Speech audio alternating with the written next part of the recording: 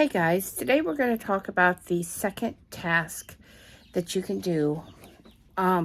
These are beginner tasks for survivorship and for preppers, and they're really easy. If you haven't seen day one, which was to start a survival supply journal to track your stock, and where I also showed you the emergency preparedness binder that I have up for sale, definitely check that out.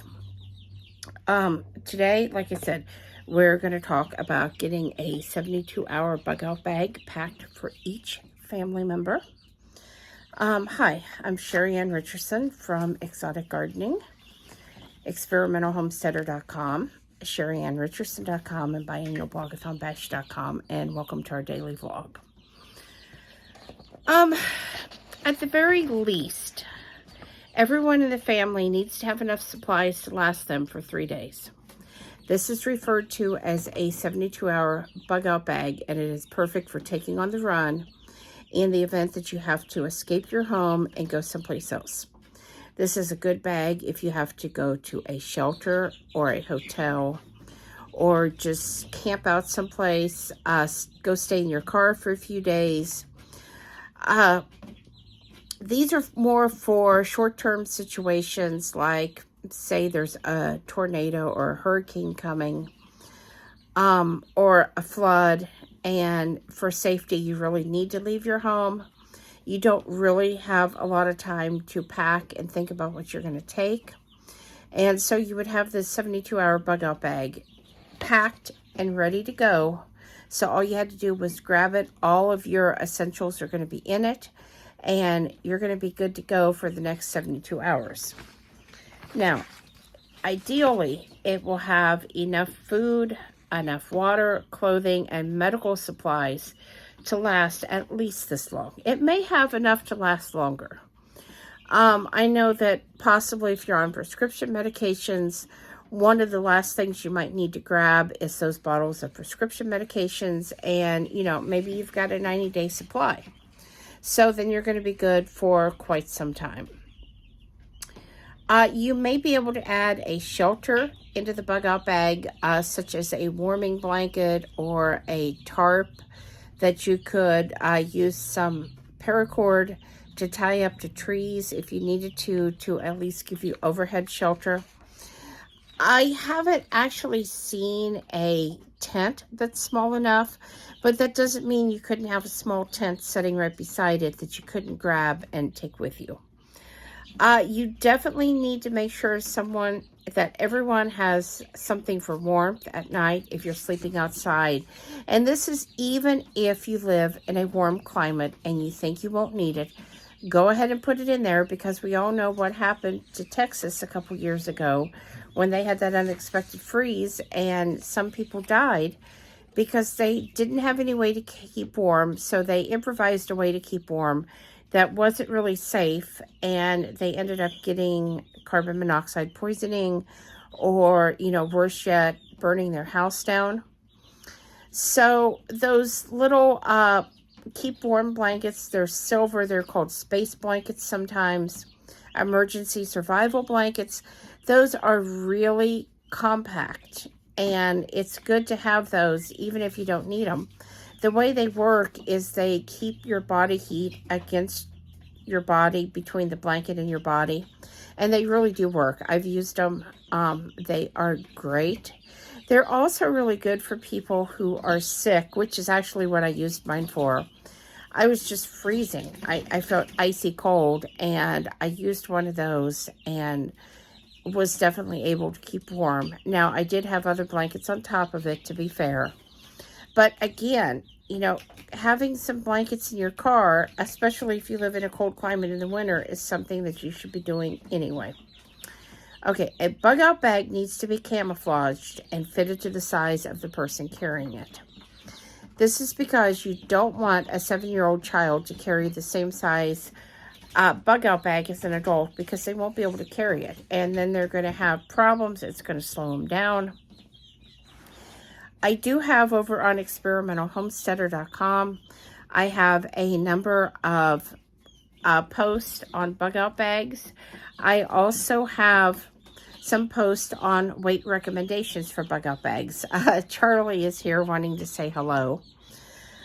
So you need to get the right bug out bag for the right size of person. Also, if you have a pet, such as Charlie here, they do make backpacks that actually fit on dogs. I assume they have something for cats too, but I don't know that for a fact.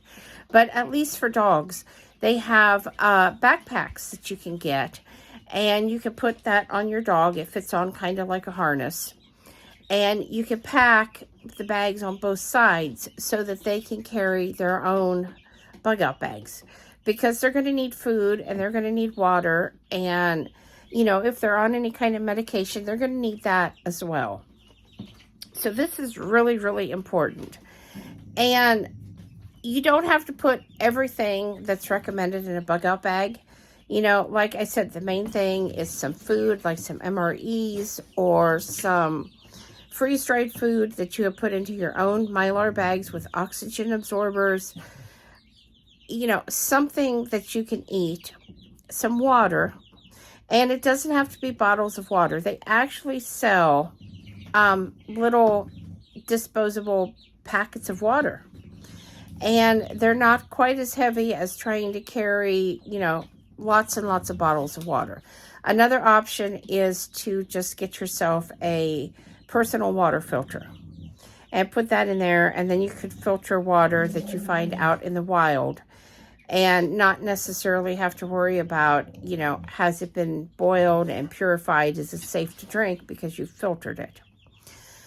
So things like this, or you could do a combination of, the water packets and the filter, so you don't run out of water, because that's really important.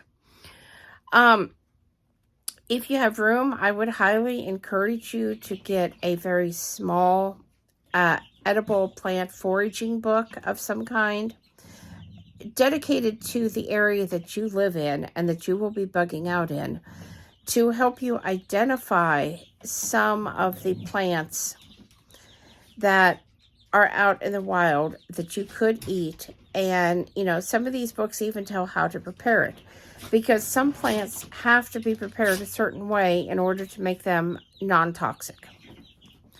So, that is something that if you don't know that information, definitely get a small book and tuck that into your bug out bag so you have it. The shelter, like I said, it doesn't have to be anything fancy. A simple tarp that you could tie to 4 trees with some paracord. And if you don't have room in your bug out bag, get yourself some paracord bracelets. If you have to put 2 or 3 on each arm in order to have enough paracord, that's fine. They're not that heavy, and they're not that expensive, really. You could even buy paracord and make them yourself. We've made a couple paracord bracelets, and while they don't look quite as fancy as the ones you buy, they're still going to function the exact same way. So, it's not a huge deal. Like I said, prescription medications, you're going to want to have those in the bag. You're going to want to have a small first aid kit, because if somebody gets hurt, you may not be able to get to a doctor. And you may have to deal with a wound that otherwise, could end up bleeding out. So I highly suggest a really sharp and good pocket knife. Again, that doesn't have to go in your bug out bag. They make cases that go right on your belt that you can put a knife in.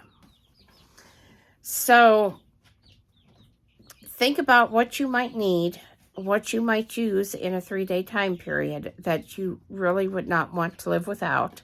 I know some people like their coffee, and I have literally seen, they have been this big, little packets of instant coffee that you could have. We have a solar, I forget what it's called, but it's a solar container that you can use to heat water up with. So if you can get it filled with water, that would let you have, hot water for coffee. That would let you have hot water for instant soup mixes, provided you couldn't start a fire anyplace. And even if you go to a shelter and you think, I'm not going to need food, You may not want or like what they're going to serve at the shelter, so you may still want to have some of your own food, and of course, that's up to you. Another item you might want to pack as far as food is some of the energy bars that you could eat on the go if you needed to, just to kind of help keep the hunger off. So anyway, start working on that 72-hour bug out bag and get it ready to go for every member of your family, including your pets. I hope you guys will subscribe, thumbs up, thumbs down, comments below. Thanks for watching and have a great night.